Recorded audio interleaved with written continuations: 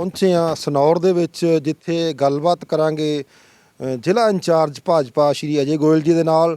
ਔਰ ਬੜੇ ਤੇਜ਼ ਤਰਾਰ ਤੇ ਬੜੇ ਐਕਟਿਵ ਰਹਿੰਦੇ ਨੇ ਇਹ ਫੇਸਬੁੱਕ, ਇੰਸਟਾਗ੍ਰਾਮ ਤੇ WhatsApp ਦੇ ਉੱਤੇ, ਤੇ ਆਪਣੀਆਂ ਜਿਹੜੀਆਂ ਗਤੀਵਿਧੀਆਂ ਦੇ ਨਾਲ ਭਾਜਪਾ ਨੂੰ ਲੋਕਾਂ ਤੱਕ ਪਹੁੰਚਾਉਣ ਦੀ ਹਮੇਸ਼ਾ ਹੀ ਕੋਸ਼ਿਸ਼ ਕਰਦੇ ਰਹਿੰਦੇ ਨੇ।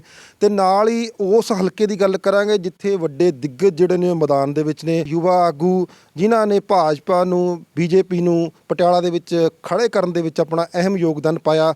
ਉਹ ਕੀ ਮਹਿਸੂਸ ਕਰਦੇ ਨੇ ਜਦੋਂ ਅੱਜ ਸਾਰੀਆਂ ਪਾਰਟੀਆਂ ਦੇ ਲੀਡਰ ਅਨਾਉਂਸ ਹੋ ਗਿਆ ਤੇ ਭਾਜਪਾ ਕਿਤੇ ਨਾ ਕਿਤੇ ਹਾਸ਼ੀਏ ਤੇ ਹੈ। ਬੇਸ਼ੱਕ ਜਿੱਤਣ ਦੀ ਉਮੀਦ ਬਹੁਤ ਹੈ ਕਿਉਂਕਿ ਕੌਮੀ ਨੀਤੀਆਂ ਕਾਰਨ ਲੋਕਾਂ ਦੇ ਵਿੱਚ ਇੱਕ ਅਕਸ ਚੰਗਾ ਬਣਿਆ ਆ, ਪਰ ਫਿਰ ਵੀ ਜਿਹੜਾ ਲੋਕਲ ਵਰਕਰ ਹੈ ਉਹਦੀ ਕੀ ਮਨੋਦਸ਼ਾ ਆ, ਗੱਲਬਾਤ ਕਰਾਂਗੇ ਬਹੁਤ ਹੀ ਸਿਰਕੱਢ ਤੇ ਉਦਮੀ ਨੌਜਵਾਨ ਆਗੂ ਅਜੇ ਗੋਇਲ ਜੀ ਦੇ ਨਾਲ। ਸਭ ਤੋਂ ਪਹਿਲਾਂ ਸਿੱਧੀ ਗੱਲ ਤੇ ਆਪਾਂ ਆਉਂਦੇ ਹਾਂ ਵੀ ਅੱਜ ਸਾਰੀ ਇਸ ਗਤੀਵਿਧੀ ਦੇ ਵਿੱਚ ਜੋ ਕੁਛ ਇਲੈਕਸ਼ਨ ਪਲਾਨ ਹੋਈ ਆ, ਭਾਜਪਾ ਨੂੰ ਕਿੱਥੇ ਮਹਿਸੂਸ ਕਰਦੇ ਹੋ ਜੀ? ਦੇਖੋ, ਜਿਹੜਾ ਭਾਜਪਾ ਵਰਕਰ ਹੈ ਜੀ, ਅੰਦਰਲੀ ਗੱਲ ਜਿਹੜੀ ਹੈਗੀ ਮੈਂ ਤੁਹਾਨੂੰ ਦੱਸਦਾ, ਉਹ ਵਰਕਰ ਜਿਹੜਾ ਹੈਗਾ ਅਸਲ 'ਚ ਉਹ ਨਿਰਾਸ਼ ਹੈ ਜੀ। ਕਿਉਂਕਿ ਜਿਹੜੇ ਇੰਨੀ ਦੇਰ ਤੋਂ ਉਰੇ ਮਿਹਨਤ ਕਰ ਰਹੇ ਸੀ ਹਲਕਿਆਂ 'ਚ ਲੋਕ, ਜਿਹੜੇ ਚਾਹੇ ਉਹ ਵੱਡੇ ਲੀਡਰ ਸੀ ਜੀ, ਉਹਨਾਂ ਕੈਪਟਨ ਸਾਹਿਬ ਨਾਲ ਗਠਬੰਧਨ ਹੋਣ ਤੋਂ ਬਾਅਦ ਜਿਹੜੀਆਂ 40 ਸੀਟਾਂ ਦਾ ਉਹਨਾਂ ਨੂੰ ਝਟਕਾ ਲੱਗਿਆ ਤੇ ਉਹਨਾਂ ਦੀ ਆਸਾਂ ਤੇ ਪਾਣੀ ਫਿਰ ਗਿਆ। ਉਹ ਵਿਚਾਰੇ ਬੜੀ ਦੇਰ ਤੋਂ ਮਿਹਨਤ ਕਰ ਰਹੇ ਸੀ ਇਸ ਉਮੀਦ ਨਾਲ ਕਿ ਵੀ ਅੱਜ ਇਸ ਵਾਰੀ ਭਾਜਪਾ ਜਿਹੜੀ ਆਪਣੇ ਦਮ 'ਤੇ ਲੜ ਰਹੀ ਹੈ, ਤੇ ਉਹਨਾਂ ਨੂੰ ਇੱਕ ਬੜੀ ਉਮੀਦ ਸੀਗੀ। ਤੇ ਉਹਨਾਂ ਦੇ ਜਿਹੜੇ ਚਿਹਰੇ ਨੇ ਇਸ ਟਾਈਮ ਮਾਯੂਸ ਨੇ। ਬੇਸ਼ੱਕ ਉਹ ਮੋਦੀ ਜੀ ਦੀ ਅਗਵਾਈ ਵਿੱਚ ਪੂਰੀ ਜੀ ਜਾਨ ਨਾਲ ਕੰਮ ਕਰਨਗੇ, ਪਰ ਉਹਨਾਂ ਦੇ ਅੰਦਰ ਜਿਹੜੀ ਹੈਗੀ ਉਹ ਨਿਰਾਸ਼ਾ ਹੈ।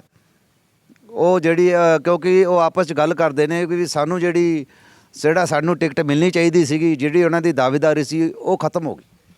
ਗੱਲ ਬੜੀ ਸਪਸ਼ਟ ਕੀਤੀ ਹੈ। ਮੇਰਾ ਖਿਆਲ ਇੰਨੀ ਸਿੱਧੀ ਗੱਲ ਕੋਈ ਕਰ ਨਹੀਂ ਸਕਦਾ, ਔਰ ਉਹ ਵੀ ਉਸ ਕੇਡਰ ਦੇ ਵਿੱਚ ਜਦੋਂ ਇੱਕ ਭਾਜਪਾ ਦੇ ਬੜੇ ਜਿਹੜੇ ਇੱਕ ਜ਼ਿੰਮੇਵਾਰ ਅਹੁਦੇ 'ਤੇ ਜਿਹੜੇ ਸ਼ਹੂਬਤ ਨੇ ਅਜੇ ਗੋਇਲ ਜੀ। ਪਰ ਅਜੇ ਜੀ ਕੀ ਉਹ ਨਹੀਂ ਲੱਗਦਾ ਵੀ ਜਿਹੜੀ ਪਾਰਟੀ ਆਪਣੇ ਆਪ ਨੂੰ ਜ਼ਮੀਨੀ ਪੱਧਰ 'ਤੇ ਮਜ਼ਬੂਤ ਨਹੀਂ ਕਰ ਸਕੀ, ਵੀ ਜਿਹੜਾ ਆਪਾਂ ਨੂੰ ਤੁਹਾਡੀ ਹਾਈ ਕਮਾਂਡ ਉਹਨੂੰ ਵਿਸ਼ਵਾਸ ਨਹੀਂ ਹੋ ਸਕਿਆ ਵੀ ਇੱਥੇ ਅਜਿਹੇ ਲੀਡਰ ਹੀ ਹੈ ਨਹੀਂ ਜਿਨ੍ਹਾਂ ਨੂੰ ਅਸੀਂ ਖੜੇ ਕਰ ਸਕੀਏ?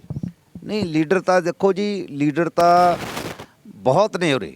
ਇੱਕ ਸੀਟ 'ਤੇ 10-10 ਦਾਅਵੇਦਾਰ ਨੇ, ਪਰ ਉਹਨਾਂ ਦੀ ਕੋਈ ਰਾਏ ਨਹੀਂ ਲਿੱਤੀ ਗਈ। ਹਾਈ ਕਮਾਨ ਨੇ ਉੱਪਰ ਦਿੱਲੀ 'ਚ ਬੈਠ ਕੇ ਫੈਸਲਾ ਕਰ ਲਿਆ ਕੈਪਟਨ ਸਾਹਿਬ ਨਾਲ, ਤੇ ਉਰੇ ਕਿਸੇ ਲੀਡਰ ਦੀ ਸਹਿਮਤੀ ਨਹੀਂ ਹੋਈ, ਕਿਸੇ ਦੀ ਸਲਾਹ ਤੱਕ ਨਹੀਂ ਲਈ ਗਈ। ਮਤਲਬ ਜਿਹੜਾ ਭਾਜਪਾ ਦਾ ਵੋਟਰ ਆ ਉਹਦੇ ਦੀ ਹੁਣ ਪੋਜੀਸ਼ਨ ਕੀ ਹੋਏਗੀ? ਉਹ ਵੋਟ ਕਿੱਥੇ ਕਰੇਗਾ ਫਿਰ? ਜੇ ਲੱਗਦਾ ਵੀ ਭਾਜਪਾ ਦਾ ਜਿਹੜਾ ਥੱਲੇ ਦਾ ਕੇਡਰ ਆ ਉਹ ਸੰਤੁਸ਼ਟ ਨਹੀਂ ਆ, ਤਾਂ ਫਿਰ ਉਹਦੇ ਕੋਈ ਆਪਸ਼ਨ ਕੀ ਹੈ ਜੀ ਵੋਟ ਪਾਉਣ ਦੀ? ਦੇਖੋ, ਮੈਂ ਵੀ ਇਸ ਵਾਰੀ ਸਨੌਰ ਤੋਂ BJP ਦੀ ਟਿਕਟ ਦਾ ਦਾਅਵੇਦਾਰ ਸੀਗਾ, ਤੇ ਮੈਂ ਉਰੇ ਬੜੇ ਲੰਬੇ ਸਮੇਂ ਤੋਂ ਉਰੇ ਲੋਕਾਂ ਦੀ ਸੇਵਾ ਕਰ ਰਿਹਾ ਸੀਗਾ। ਤੇ ਗਠਬੰਧਨ ਹੋਣ ਦੇ ਨਾਲ ਜਿਹੜਾ ਹੈਗਾ ਸਾਡੀ ਟਿਕਟ ਵੀ ਕੱਟ ਗਈ, ਪਰ ਅਸੀਂ ਫੈਸਲਾ ਲਿੱਤਾ ਵੀ ਅਸੀਂ ਲੋਕਾਂ ਦੀ ਮੰਗ ਦੇ ਅਨੁਸਾਰ ਅਸੀਂ ਆਪਣੀ ਸੇਵਾ ਕਰਦੇ ਰਹਾਂਗੇ। ਚਾਹੇ ਮੈਨੂੰ ਉਰੇ ਆਜ਼ਾਦ ਖੜਾ ਹੋਣਾ ਪਿਆ ਤਾਂ ਮੈਂ ਉਰੇ ਆਜ਼ਾਦ ਖੜਾ ਹੋ ਕੇ ਇਲੈਕਸ਼ਨ ਲੜਾਂਗਾ। ਮੈਂ ਇਸ ਚੀਜ਼ ਦੀ ਪਰਵਾਹ ਨਹੀਂ ਕਰਦਾ।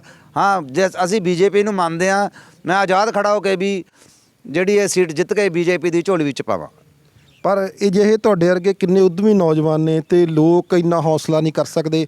ਇਹਦਾ ਮਤਲਬ ਨਿਰਾਸ਼ਾ ਸਿਰਫ ਤੁਹਾਡੇ ਤੱਕ ਆ, ਜਾਂ ਤੁਸੀਂ ਹੋਰ ਵੀ ਜਿਹੜੀ ਕੇਡਰ ਨਾਲ ਗੱਲ ਕੀਤੀ ਹੈ ਜਿਹੜੀ ਨਿਰਾਸ਼ਾ ਉਹਨਾਂ ਦੇ ਵੀ ਝਲਕਦੀ ਹੈ ਜੀ? ਨਿਰਾਸ਼ਾ ਬਹੁਤ ਹੈ ਜੀ। ਇਹ ਦੇਖੋ, ਜਦੋਂ ਮੈਂ ਤੁਹਾਨੂੰ ਦੱਸਦਾ ਟਿਕਟਾਂ ਦੀ ਅਨਾਉਂਸਮੈਂਟ ਜਦੋਂ ਹੋਏਗੀ ਤਾਂ ਮੇਰੇ ਹਿਸਾਬ ਨਾਲ ਬਹੁਤ ਜਿਹੜੇ ਲੀਡਰ ਨੇ ਉਹਨਾਂ 'ਚ ਜਿਹੜਾ ਲਾਵਾ ਉਹ ਫੁੱਟੇਗਾ ਜ਼ਰੂਰ। ਤੇ ਜੇ ਭਾਜਪਾ ਦੀ ਗੱਲ ਕਰਦੇ ਹਾਂ ਆਪਾਂ, ਤੇ ਉਹਨਾਂ ਨੂੰ ਲੱਗਦਾ ਵੀ ਅਸੀਂ ਪੰਜਾਬ ਦੇ ਵਿੱਚ ਆਪਣੀ ਸਰਕਾਰ ਬਣਾਉਣੀ ਹੈ। ਜੇ ਭਾਜਪਾ ਦੇ ਆਪਣੇ ਖੁਦ ਦੇ ਲੀਡਰ ਹੀ ਨਹੀਂ ਖੜੇ ਤਾਂ ਸਰਕਾਰ ਬਣੂ ਕਿਵੇਂ? ਨਹੀਂ, ਦੇਖੋ ਜੀ, ਅਸੀਂ ਇਹ ਨਹੀਂ ਕਹਿੰਦੇ ਅਸੀਂ ਵੀ BJP ਨਾਲ ਸ਼ੁਰੂ ਤੋਂ ਜੁੜੇ ਹਾਂ, ਪਰ ਗੱਲ ਇਹ ਹੈ ਅਸੀਂ BJP ਦੇ ਵਿੱਚ ਰਹਿ ਕੇ ਮਹਿਲ ਦੇ ਨਾਲ 4 ਸਾਲ ਅਸੀਂ ਲਗਾਤਾਰ ਲੋਹਾ ਲਿੱਤਾ ਜੀ।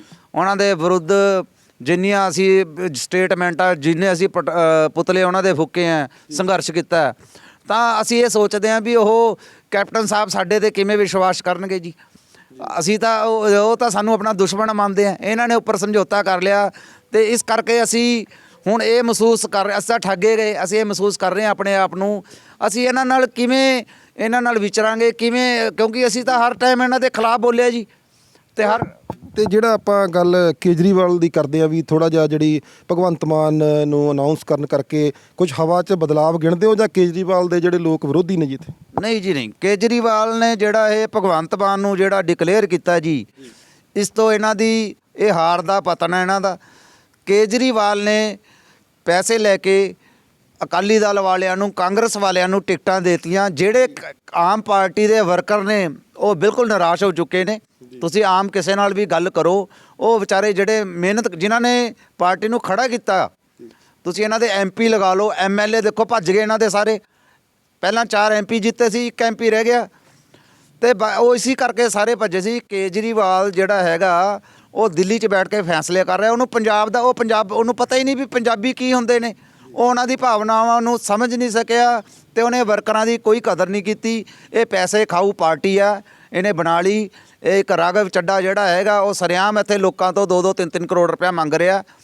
ਉਹ ਆਪਣੇ ਇਹ ਇੱਕ ਕੰਪਨੀ ਹੈ ਜਿਹੜੀ ਪੈਸੇ ਇਕੱਠੀ ਕਰ ਰਹੀ ਹੈ ਤੇ ਪੰਜਾਬ ਨੂੰ ਇਸ ਚੀਜ਼ ਦਾ ਬਹੁਤ ਵੱਡਾ ਲਾਸ ਹੈ। ਤੇ ਪੰਜਾਬ ਦੇ ਲੋਕਾਂ ਨੇ ਇਹਨਾਂ ਨੂੰ ਪਹਿਲਾਂ ਵੀ ਨਕਾਰਿਆ ਸੀ ਤੇ ਇਸ ਵਾਰ ਵੀ ਇਹਨਾਂ ਦੀ ਸਾਰਿਆਂ ਦੀ ਜ਼ਮਾਨਤਾਂ ਜ਼ਬਤ ਹੋਣਗੀਆਂ। ਇੱਕ ਬੜਾ ਅਹਿਮ ਸਵਾਲ ਹੈ ਜੀ, ਵੀ ਜਿਹੜਾ ਅਸੀਂ BJP ਦੀ ਜਦੋਂ ਕੰਪੇਨ ਦੀ ਗੱਲ ਕਰਦੇ ਹਾਂ, ਚਾਹੇ ਉਹ ਇੰਸਟਾਗ੍ਰਾਮ ਤੇ ਦੇਖਦੇ ਹਾਂ, ਫੇਸਬੁੱਕ ਤੇ ਦੇਖਦੇ ਹਾਂ, ਜਾਂ ਅਸੀਂ WhatsApp ਤੇ ਦੇਖਦੇ ਹਾਂ, ਤਾਂ ਤਕਰੀਬਨ ਜਿਹੜੀ BJP ਦੀ ਵਾਰ ਹੈ ਉਹ ਪੋਸਟਰ ਵਾਰ ਹੀ ਚੱਲ ਰਹੀ ਹੈ। ਜੇ ਆਪਾਂ ਪਿਛਲੇ 2 ਮਹੀਨੇ ਦੀ ਵੀ ਗੱਲ ਕਰਦੇ ਹਾਂ, ਜਦੋਂ ਦੀ ਇਲੈਕਸ਼ਨ ਦਾ ਦੌਰ ਸ਼ੁਰੂ ਹੋਇਆ ਤੇ ਲੋਕ ਸਰਗਰਮ ਹੋਏ ਨੇ, ਕਿਸੇ ਵੀ BJP ਅਹੁਦੇਦਾਰ ਵੱਲੋਂ ਜਿਹੜੀ ਆ ਉਹ ਨੁੱਕੜ ਮੀਟਿੰਗਾਂ ਜਾਂ ਲੋਕਾਂ ਨਾਲ ਜਨ ਸਭਾਵਾਂ ਨਹੀਂ ਕੀਤੀਆਂ ਗਈਆਂ।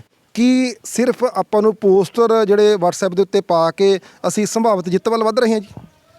ਗੱਲ ਇਹ ਹੈ ਜੀ, ਜਿਹੜੀ ਇੱਥੇ ਸੱਤਾ ਵਾਲੀ ਪਾਰਟੀ ਸੀ ਤੇ ਵਿਰੋਧੀ ਪਾਰਟੀਆਂ ਸੀ, ਉਹਨਾਂ ਨੇ ਇਹ ਕਿਸਾਨੀ ਅੰਦੋਲਨ ਨੂੰ ਇੱਕ ਹਵਾ ਦਿੱਤੀ ਤੇ ਉਹਨਾਂ ਨੇ ਮਤਲਬ ਇੱਕ ਗੁੰਡਾਗਰਦੀ ਦਾ ਨੰਗਾ ਨਾਚ ਹੋਇਆ ਪੰਜਾਬ 'ਚ। ਤੇ BJP ਵਰਕਰਾਂ ਨੂੰ ਜਾਨ ਤੋਂ ਮਾਰਨ ਦੀ ਧਮਕੀਆਂ, ਹਮਲੇ, ਬਕਾਇਦਾ ਸਾਡੇ ਤੇ ਵੀ ਮੇਰੇ ਹਰ ਰੋਜ਼ ਪੋਸਟਾਂ ਮੈਨੂੰ ਆਉਂਦੀਆਂ ਸੀ ਇੱਥੇ ਵੀ ਸਨੌਰ 'ਚ, ਜੇ ਤੁਸੀਂ ਵੜ ਕੇ ਦਿਖਾਓ ਤੁਹਾਡੇ ਅਸੀਂ ਲੱਤਾਂ ਵੜ ਦਾਂਗੇ। ਇਹ ਸਾਰੀ ਜਿਹੜੀਆਂ ਮਿਲੀ ਭਗਤੀ ਹੋਈ ਪਾਰਟੀਆਂ ਦੀ, ਇਹਨਾਂ ਨੇ BJP ਦੇ ਵਰਕਰਾਂ ਨੂੰ ਡਰਾਉਣ ਧਮਕਾਉਣ ਤੇ ਉਹਨਾਂ ਦਾ ਵਪਾਰ ਠੱਪ ਕਰ ਦਿੱਤਾ ਜੀ। ਜਿਹੜੇ ਗਰੇਵਾਲ ਸਾਹਿਬ ਸੀਗੇ ਉਹਨਾਂ ਦੀ ਫਸਲ ਫੂਕਤੀ, ਮਤਲਬ ਇਹਨਾਂ ਨੇ ਨਿੱਜੀ ਨੁਕਸਾਨ ਪਹੁੰਚਾਇਆ। ਪਰ ਅੱਜ ਇਹ ਸਾਰੀਆਂ ਪਾਰਟੀਆਂ ਜਦੋਂ ਕਿਸਾਨ ਆਗੂ ਵੀ ਖੜੇ ਹੋ ਗਏ, ਇਹ ਇਹਨਾਂ ਦੇ ਮੂੰਹ ਉਤਰੇ ਹੋਏ ਨੇ, ਕਿਉਂਕਿ ਇਹ ਕਿਸਾਨਾਂ ਦੀ ਜਿਹੜੀ ਆਪਾਂ ਉਹ ਕਹਿ ਲੈਂਦੇ ਆ ਮਾਸੂਮੀਅਤ ਦਾ ਇਹ ਲੋਕ ਫਾਇਦਾ ਚੱਕਣਾ ਚਾਹੁੰਦੇ ਸੀ। ਪਰ ਇਹ ਕਿਸਾਨਾਂ ਦੇ ਜਦੋਂ ਕਿਸਾਨ ਆਗੂਆਂ ਨੇ ਇਲੈਕਸ਼ਨ 'ਚ ਆਪਣੇ ਉਮੀਦਵਾਰ ਤਾਰਤੇ ਤਾਂ ਇਹ ਸਾਰੀ ਪਾਰਟੀਆਂ ਨਿਰਾਸ਼ ਹੋ ਚੁੱਕੀਆਂ ਨੇ। ਪਰ BJP ਜਿਹੜੀ ਹੈਗੀ ਉਹਨੂੰ ਇਹਨਾਂ ਨੇ ਗੁੰਡਾਗਰਦੀ ਨਾਲ ਹਰ ਸੰਭਵ ਤਰੀਕੇ ਨਾਲ ਰੋਕਣ ਦੀ ਕੋਸ਼ਿਸ਼ ਕੀਤੀ। ਗੋਇਲ ਜੀ, ਇੱਕ ਬੜਾ ਸਿੱਧਾ ਜਿਹਾ ਆਪਣਾ ਪੰਜਾਬੀਆਂ ਦਾ ਸਵਾਲ ਹੁੰਦਾ ਹੈ ਵੀ ਪੰਜਾਬੀ ਗੱਲ ਕਰਦੇ ਨੇ ਵੀ ਜਿਹੜਾ ਪਹਿਲਾਂ ਭੱਜੂਗਾ ਪਹਿਲਾਂ ਪਹੁੰਚੂਗਾ। ਤੇ ਜਦੋਂ ਦੂਜੀਆਂ ਪਾਰਟੀਆਂ ਨੇ, ਆਪਣੀਆਂ ਵਿਰੋਧੀ ਪਾਰਟੀਆਂ, ਉਹਨਾਂ ਨੇ ਚੰਗਾ ਚੋਣ ਪ੍ਰਚਾਰ ਸ਼ੁਰੂ ਕਰਤਾ, ਲੰਮੇ ਸਮੇਂ ਤੋਂ ਲੋਕਾਂ ਨਾਲ ਰਾਬਤਾ ਆ, ਤੇ ਕੀ ਇਹ ਵੀ ਇੱਕ ਜਿਹੜੀ ਹਾਈ ਕਮਾਂਡ ਹੈ ਉਹਨਾਂ ਨੂੰ ਕੋਈ ਪੰਜਾਬ ਦੀ ਲੋਕਲ ਬਾਡੀ ਦੱਸਦੀ ਨਹੀਂ ਵੀ ਜੇ ਅਸੀਂ ਮੌਕੇ 'ਤੇ ਜਾ ਕੇ ਜਿਹੜੇ ਇਲੈਕਸ਼ਨ ਦੇ ਲਈ ਆਪਣੇ ਕੈਂਡੀਡੇਟ ਐਲਾਨ ਕਰਾਂਗੇ ਤਾਂ ਉਹ ਇਸ ਦੌੜ ਦੇ ਵਿੱਚ ਕਿਵੇਂ ਰਲਣਗੇ ਦੂਸਰੇ ਖਿਡਾਰੀਆਂ ਦੇ ਨਾਲ? ਗੱਲ ਇਹ ਹੈ ਜੀ, ਹੁਣ ਮੋਦੀ ਸਾਹਿਬ ਪਿੱਛੇ ਜੇ ਆਪਣੇ ਪੰਜਾਬ ਦੇ ਦੌਰੇ 'ਤੇ ਆਏ ਸੀਗੇ। ਇਹ ਪ੍ਰੀ ਪਲੈਨਡ ਪ੍ਰੋਗਰਾਮ ਸੀ ਉਹਨਾਂ ਨੂੰ ਜਾਨ ਤੋਂ ਮਾਰਨ ਦਾ। ਜਿਵੇਂ ਉਹਨਾਂ ਦੀ ਗੱਡੀ ਰੋਕੀ ਗਈ ਸੀ, ਕੁਝ ਵੀ ਹੋ ਸਕਦਾ ਸੀ, ਕੋਈ ਡਰੋਨ ਰਾਹੀਂ ਉਹਨਾਂ ਦੀ ਹੱਤਿਆ ਕੀਤੀ ਜਾ ਸਕਦੀ ਸੀ।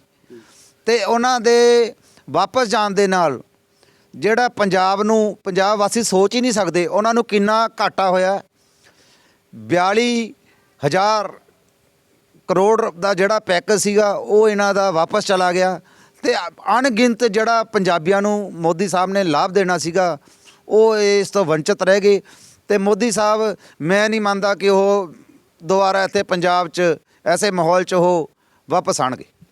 ਤੇ ਜੇ ਅੱਜ ਤੁਸੀਂ ਇੱਕ ਇੰਚਾਰਜ ਹੋਣ ਦੇ ਨਾਤੇ, BJP ਦੇ ਜ਼ਿਲ੍ਹਾ ਇੰਚਾਰਜ ਹੋਣ ਦੇ ਨਾਤੇ ਲੋਕਾਂ ਨੂੰ ਮੈਸੇਜ ਦੇਣਾ ਚਾਹੋ ਵੀ ਭਾਜਪਾ ਨੂੰ ਕਿਉਂ ਵੋਟ ਪਾਉਣ, BJP ਨਾਲ ਕਿਉਂ ਜੁੜਨ, ਤਾਂ ਜਿਹੀਆਂ 5-4 ਕਿਹੜੀਆਂ ਉਹ ਮੁੱਖ ਗੱਲਾਂ ਨੇ ਜਿਹੜੀਆਂ ਤੁਸੀਂ ਇਹ ਕਹਿ ਸਕਦੇ ਹੋ ਵੀ ਜਿਹੜੇ ਲੋਕ ਨੇ, ਵੋਟਰ ਨੇ, ਉਹ BJP ਨੂੰ ਵੋਟ ਪਾਉਣ? ਦੇਖੋ, ਵੋਟ ਪਾਣਾ ਨਾ ਪਾਣਾ ਇਹ ਹਰ ਬੰਦੇ ਦਾ ਆਪਣਾ ਅਧਿਕਾਰ ਹੈ।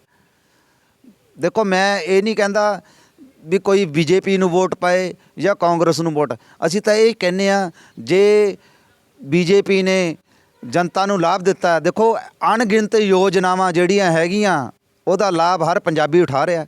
ਦੇਖੋ, ਆਯੁਸ਼ਮਾਨ ਯੋਜਨਾ ਜਿਹੜੀ ਉਹਨਾਂ ਨੇ ਸਰਬਤ ਭਲਾ ਨਾਮ ਦੇ ਕੇ ਕੈਪਟਨ ਸਾਹਿਬ ਨੇ ਚੇਂਜ ਕੀਤਾ ਸੀ, 5 ਲੱਖ ਦਾ ਇਲਾਜ ਹਰ ਬੰਦੇ ਨੂੰ, ਇੱਕ ਗਰੀਬ ਬੰਦਾ ਵੀ ਹੈਗਾ ਉਸ ਨੂੰ ਮਿਲ ਰਿਹਾ। ਤੇ ਐਸੀਆਂ ਅਣਗਿਣਤ ਦੇਖੋ ਗੈਸ, ਹੋਰ ਕਈ ਐਸੀਆਂ ਸੈਂਕੜੇ ਯੋਜਨਾਵਾਂ ਨੇ ਜਿਹੜੀ ਬੀਜੇਪੀ ਨੇ ਆਪਣੇ ਸਾਰੇ ਦੇਸ਼ 'ਚ ਲਾਂਚ ਕੀਤੀਆਂ ਨੇ, ਪਰ ਜਿਹੜੀ ਪੰਜਾਬ 'ਚ ਜਿਹੜੀ ਕਾਂਗਰਸ ਸਰਕਾਰ ਸੀ ਉਹਨਾਂ ਨੇ ਲੋਕਾਂ ਨੂੰ ਇਸ ਚੀਜ਼ ਦਾ ਲਾਭ ਨਹੀਂ ਲੈਣ ਦਿੱਤਾ, ਕਿਉਂਕਿ ਉਹਨਾਂ ਦੀ ਜਿਹੜਾ ਵੋਟ ਬੈਂਕ ਸੀ ਉਹ ਕਮਜ਼ੋਰ ਹੋ ਰਿਹਾ ਸੀਗਾ। ਤੇ ਇਸ ਚੀਜ਼ ਦਾ ਜਿਹੜੀ ਇਹ ਸਰਕਾਰ ਹੈ, ਸਰਕਾਰਾਂ ਨੂੰ ਮੈਂ ਇੱਕ ਬੇਨਤੀ ਕਰਦਾ ਕਿ ਉਹਨਾਂ ਨੂੰ ਜਨਤਾ ਦੇ ਵਾਸਤੇ ਇੱਕ ਭਾਵਨਾ ਨਾਲ ਸੇਵਾ ਦੀ ਭਾਵਨਾ ਨਾਲ ਕੰਮ ਕਰਨਾ ਚਾਹੀਦਾ, ਚਾਹੇ ਜਿਹੜੀ ਮਰਜ਼ੀ ਪਾਰਟੀ ਹੋਵੇ। ਅਸੀਂ ਇਹ ਨਹੀਂ ਕਹਿੰਦੇ, ਤਾਂ ਕਮ ਸੇ ਕਮ ਜੇ ਇੱਕ ਦੇਸ਼ ਦੇ ਪ੍ਰਧਾਨ ਮੰਤਰੀ ਨੇ ਲੋਕਾਂ ਦੀ ਸੇਵਾ ਵਾਸਤੇ ਯੋਜਨਾਵਾਂ ਬਣਾਈਆਂ ਤਾਂ ਉਹਨਾਂ ਨੂੰ ਹਰ ਵਰਗ ਨੂੰ ਉਹਦਾ ਲਾਭ ਹੋਣਾ ਚਾਹੀਦਾ। ਤੇ ਮੈਂ ਇੱਕ ਬੜੀ ਸਪਸ਼ਟ ਜੀ ਗੱਲ ਕਰਦਾ, ਚਾਹੇ ਉਹ ਬੀਜੇਪੀ ਹੈ ਚਾਹੇ ਕੋਈ ਹੋਰ ਸਰਕਾਰ ਹੈ, ਉਹਨਾਂ ਨੂੰ ਇੱਕ ਜਰਨਲ ਵਰਗ ਹੈ ਜਿਹੜਾ, ਉਹ ਜਰਨਲ ਵਰਗ ਹਰ ਯੋਜਨਾ ਤੋਂ ਵਾਂਝਾ ਹੈ। ਕਿਉਂਕਿ ਕਿਆ ਮੈਂ ਇੱਕ ਸਵਾਲ ਹੈ ਮੇਰਾ, ਮੋਦੀ ਸਾਹਿਬ ਨੂੰ ਵੀ ਸਵਾਲ ਹੈ, ਮੇਰਾ ਕਾਂਗਰਸ ਦੇ ਜਿਹੜੇ ਮੁੱਖ ਮੰਤਰੀ ਸਭ ਨੂੰ ਸਵਾਲ ਹੈ, ਕਿਆ ਇੱਕ ਗਰੀਬ ਨਹੀਂ, ਇੱਕ ਜਰਨਲ ਬੰਦਾ ਜਿਹੜਾ ਹੈਗਾ ਕੀ ਉਹ ਗਰੀਬ ਨਹੀਂ ਹੈ? ਜਦ ਇੱਕ ਦਲਿਤ ਜਾਂ ਕੋਈ ਗਰੀਬ ਹੈਗਾ ਉਸ ਨੂੰ ਉਹ ਯੋਜਨਾਵਾਂ ਦਾ ਲਾਭ ਮਿਲ ਰਿਹਾ, ਤਾਂ ਇੱਕ ਜਰਨਲ ਵਰਗ ਦਾ ਉਸ ਲਾਭ ਤੋਂ ਕਿਉਂ ਵੰਚਿਤ ਹੈ? ਮੈਂ ਇਸ ਚੀਜ਼ ਦੀ ਨਿਖੇਧੀ ਕਰਦਾ ਸਾਰੀ ਸਰਕਾਰਾਂ ਦੀ, ਕਿਉਂਕਿ ਉਹਨਾਂ ਨੇ ਜਰਨਲ ਵਰਗ ਨੂੰ ਕੋਈ ਵੀ ਲਾਭ ਨਹੀਂ ਉਹਨਾਂ ਨੂੰ ਮਿਲਦਾ। ਇੱਕ ਗਰੀਬ ਬੰਦਾ, ਉਹਦਾ ਨਾ ਕੋਈ ਆਯੁਸ਼ਮਾਨ ਕਾਰਡ ਬਣਦਾ, ਨਾ ਉਹਦਾ ਕੋਈ ਨੀਲਾ ਕਾਰਡ ਬਣਦਾ, ਜਦ ਕਿ ਉਹ ਗਰੀਬ ਵੀ ਹੁੰਦਾ। ਜਦ ਕਿ ਇਹਨਾਂ ਨੂੰ ਇਹ ਸਿਸਟਮ ਇਸ ਤਰ੍ਹਾਂ ਦਾ ਹੋਣਾ ਚਾਹੀਦਾ ਕਿ ਕੋਈ ਵੀ ਬੰਦਾ ਹੋਵੇ, ਚਾਹੇ ਕਿਹੜੀ ਮਰਜ਼ੀ ਜਾਤੀ ਦਾ ਹੋਵੇ, ਉਹਨਾਂ ਨੂੰ ਉਹਦੀ ਵੈਰੀਫਿਕੇਸ਼ਨ ਕਰਾਓ। ਜਿਹੜਾ ਗਰੀਬ ਹੈ ਉਸ ਨੂੰ ਹਰ ਉਸ ਸਰਕਾਰ ਦੀ ਸੁਵਿਧਾ ਦਾ ਲਾਭ ਮਿਲਣਾ ਚਾਹੀਦਾ ਜਿਹੜਾ ਕਿ ਉਹਦਾ ਹੱਕ ਹੈ। ਸੋ ਮੇਰਾ ਖਿਆਲ ਹੈ ਵੀ ਇਸ ਤੋਂ ਵੱਧ ਕੋਈ ਪਾਰਟੀ ਵਰਕਰ ਜਿਹੜਾ ਉਹ ਸਾਫ਼ ਗੋਈ ਨਾਲ ਗੱਲ ਨਹੀਂ ਕਰ ਸਕਦਾ। ਮੈਂ ਬਹੁਤ ਸਾਰੀਆਂ ਪੋਸਟਾਂ ਅਜੇ ਗੋਇਲ ਜੀ ਦੀਆਂ ਜਿਹੜੀਆਂ ਲੋਕ ਚਰਚਾ ਬਣ ਜਾਂਦੀ ਹੈ, ਕਿਉਂਕਿ ਬੜਾ ਤਿੱਖਾ ਲਿਖਦੇ ਨੇ, ਤਿੱਖਾ ਬੋਲਦੇ ਨੇ, ਪਰ ਅੱਜ ਗੱਲਬਾਤ ਕਰਕੇ ਪਤਾ ਲੱਗਿਆ ਵੀ ਇਹ ਉਹ ਲੋਕ ਨੇ ਜਿਹੜੇ ਜੇ ਆਪਣੇ ਘਰ ਦੀ ਜਿਹੜੀ ਗਲਤੀ ਉਹਨੂੰ ਵੀ ਦੱਸਣਾ ਜਿਹੜਾ ਗਰੇਜ ਨਹੀਂ ਕਰਦੇ। ਅੱਜ ਜੋ ਇਹਨਾਂ ਨੇ ਗੱਲਬਾਤ ਕੀਤੀ ਆ, ਇਹਨਾਂ ਨੂੰ ਲੱਗਿਆ ਵੀ ਅੱਜ ਜਿਹੜੀ ਜਰਨਲ ਕੈਟਾਗਰੀ ਆ ਉਹ ਵੀ ਇੱਕ ਹਾਸ਼ੀਏ 'ਤੇ ਆ। ਜਿਹੜੀ ਦਲਿਤ ਵੀਰ ਨੇ ਸਾਡੇ, ਉਹ ਜਿਹੜੇ ਬਹੁਤ ਆਰਥਿਕ ਪੱਖੋਂ ਸੰਪੰਨ ਹੋ ਚੁੱਕੇ ਨੇ, ਉਹਨਾਂ ਨੂੰ ਸੁਵਿਧਾਵਾਂ ਬੰਦ ਕਰਨੀਆਂ ਚਾਹੀਦੀਆਂ ਨੇ। ਅਤੇ ਜਿਹੜੀ ਵੀ ਜਨਰੇਸ਼ਨ ਹੈ, ਜਿਹੜੀ ਵੀ ਕੈਟਾਗਰੀ ਹੈ ਜਿਹੜੀ ਇੱਕ ਗਰੀਬੀ ਰੇਖਾ 'ਚ ਰਹਿੰਦੀ, ਉਹਨੂੰ ਸਾਰੇ ਲਾਭ ਮਿਲਣੇ ਚਾਹੀਦੇ ਨੇ। ਸੋ ਪਹਿਲਾ ਸਭ ਤੋਂ ਜਿਹੜਾ ਪੋਜ਼ੀਟਿਵ ਜਿਹੜਾ ਪੁਆਇੰਟ ਹੈ ਇਹਨਾਂ ਨੇ ਅਜੇ ਗੋਇਲ ਜੀ ਨੇ ਇਹ ਦੱਸਿਆ। ਅਤੇ ਦੂਸਰਾ ਇਹਨਾਂ ਨੇ ਇਹ ਗੱਲ ਕੀਤੀ ਵੀ ਜਿਹੜੀ ਵੀ ਸਰਕਾਰੀ ਕੋਈ ਸੁਵਿਧਾ ਆਉਂਦੀ ਹੈ ਜਾਂ ਸਰਕਾਰੀ ਪਾਲਿਸੀਜ਼ ਆਉਂਦੀਆਂ ਨੇ, ਉਹ ਬਿਨਾਂ ਕਿਸੇ ਗੱਲ ਦੇ ਸਾਨੂੰ ਲੋਕਾਂ ਤੱਕ ਪਹੁੰਚਾਉਣੀਆਂ ਚਾਹੀਦੀਆਂ ਨੇ। ਸਰਕਾਰ ਕੋਈ ਵੀ ਹੋਵੇ, ਪਰ ਆਮ ਜਨਤਾ ਦਾ ਜਿਹੜਾ ਭਲਾ ਜ਼ਰੂਰ ਹੋਣਾ ਚਾਹੀਦਾ ਹੈ। ਅਤੇ ਇੱਕ ਚੰਗੇ ਜਿਹੜੇ ਯੁਵਾ ਨੇਤਾ ਦੀ ਪਹਿਚਾਣ ਹੈ। ਲੋੜ ਤਾਂ ਸੀ ਜੇ ਇਹ ਨੌਜਵਾਨਾਂ ਨੂੰ ਟਿਕਟਾਂ ਦੇਣ ਦੀ, ਲੋੜ ਤਾਂ ਸੀ ਅਜਿਹੇ ਨੌਜਵਾਨਾਂ ਨੂੰ ਅੱਗੇ ਲੈ ਕੇ ਆਉਣ ਦੀ, ਪਰ ਗੱਲ ਫਿਰ ਰਵਾਇਤੀ ਪਾਰਟੀਆਂ 'ਤੇ ਆ ਕੇ ਮੁੱਕ ਜਾਂਦੀ ਆ। ਉਹੀ ਵਾਰੀ ਖੇਡਣ ਦੀ ਵਾਰੀ ਆ ਜਾਂਦੀ ਆ। ਅਤੇ ਇਸ ਵਾਰ ਵੀ ਲੱਗਦਾ ਵੀ ਮਾਹੌਲ ਕੁਝ ਐਸਾ ਹੀ ਬਣਦਾ ਜਾ ਰਿਹਾ। ਜਿਨ੍ਹਾਂ ਨੂੰ ਟਿਕਟ ਨਹੀਂ ਮਿਲੀ ਉਹ ਪਾਸੇ ਬਦਲ ਗਏ, ਜਿਨ੍ਹਾਂ ਨੂੰ ਮਿਲ ਗਈ ਉਹ ਪਾਰਟੀਆਂ ਬਦਲ ਗਏ। ਸੋ ਮਾਹੌਲ ਇਸ ਤਰ੍ਹਾਂ ਹੀ ਚੱਲਦਾ ਰਹਿਣਾ। ਪਰ ਅਸੀਂ ਇਹੀ ਦੁਆ ਕਰਦੇ ਹਾਂ ਵੀ ਅਜਿਹੇ ਨੌਜਵਾਨ, ਅਜਿਹੇ ਉੱਦਮੀ ਨੌਜਵਾਨ ਚਾਹੇ ਕਿਸੇ ਵੀ ਪਾਰਟੀ ਨਾਲ ਜੁੜੇ ਹੋਣ, ਉਹ ਹਮੇਸ਼ਾ ਦੇਸ਼ ਦੀ ਸੇਵਾ ਕਰਦੇ ਰਹਿਣ। ਜੈ ਹਿੰਦ, ਜੈ ਭਾਰਤ।